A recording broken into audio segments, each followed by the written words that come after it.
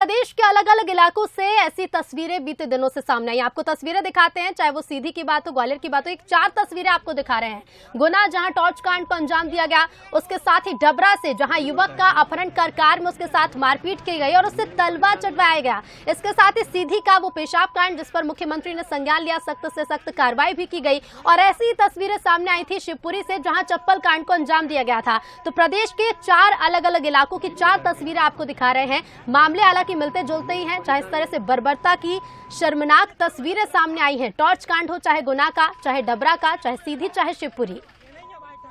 तो लगातार ये तस्वीरें प्रदेश के अलग अलग इलाकों से सामने आ रही हैं।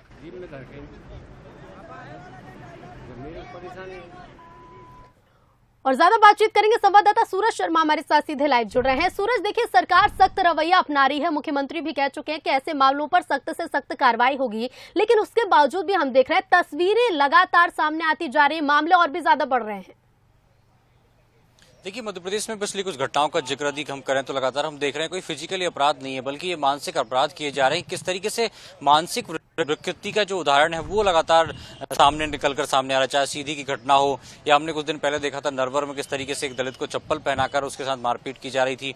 भोपाल में एक व्यक्ति को गले में कुत्ते का पट्टा डालकर कुत्ता बनाया जा रहा था। और हाल ही में इस तरीके से गुनाह का घटनाक्रम आया कि सौंच जाते समय एक व्यक्ति के साथ जो बर्बरता अपनाई गई है। तो कहीं ना कहीं जो लगातार अपराध है वो मानसिक विकृति की तरफ बढ़ते हुए नजर आ रहे हैं। हालांकि सरकार लगातार सख्त कार्रवाई को लेकर कर रही है और कई मामलों में सख्त कार्रवाई भी हो रही है, लेकिन कहीं ना कहीं समाज को इस मामले में आगे आना चाहिए। किस तरीके से हम आगे बढ़ रहे हैं, किस तरीके के अपराध किए जा रहे हैं। पहले लूटपाट की घटनाएं होती थी या लड़ाइयां होती थी, आपस में मारपीट की घटनाएं होती थी, लेकिन पिछले कुछ समय से जिस तरीके से जो अपराध बढ़ रहे हैं वो कहीं ना कहीं मानसिक विकृति की तरफ इशारा कर रहे हैं। और यही कारण है कि हम देख रहे हैं पिछले कुछ लंबे समय से जो मध्य प्रदेश में अलग अलग स्थानों में घटनाएं हुई हैं वो उसी का उदाहरण नजर आ रही है। तो ऐसे मामलों को लेकर भी सरकार को सोचना चाहिए और कहीं ना कहीं सामाजिक जागरूकता बहुत आवश्यक है, ताकि आने वाले समय में इस प्रकार के अपराधों पर रोक लगाई जा सके और उन्हें जो अपराधी हैं उन पर कड़ी कार्रवाई कर उन्हें दंडित किया सके। ऋतु, बिल्कुल। साथ ही सूरज, देखिए, क्योंकि जिस तरह से मामले सामने आ रहे हैं, इसमें सवाल यही उठते हैं कि किस तरह की मानसिक विकृति रहती होगी उन अपराधियों की, और आखिरकार इनमें खौफ कहाँ है, पुलिस का खौफ कहाँ जाता जा रहा है। फिलहाल शुक्रिया सूरज आपका हमसे जुड़ने के लिए और तमाम जानकारी के लिए।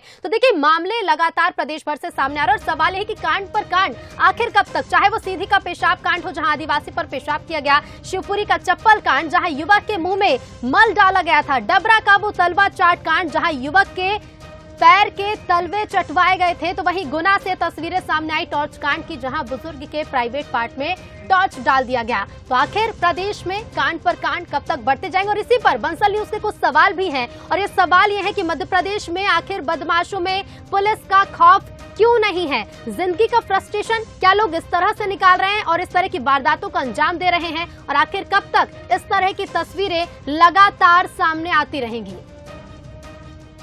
तो बंसल न्यूज के सवाल भी यही है कि आखिर कब तक इस तरह की तस्वीरें प्रदेश से सामने आएंगी और मध्य प्रदेश में बदमाशों में पुलिस का खौफ कब दिखाई देगा।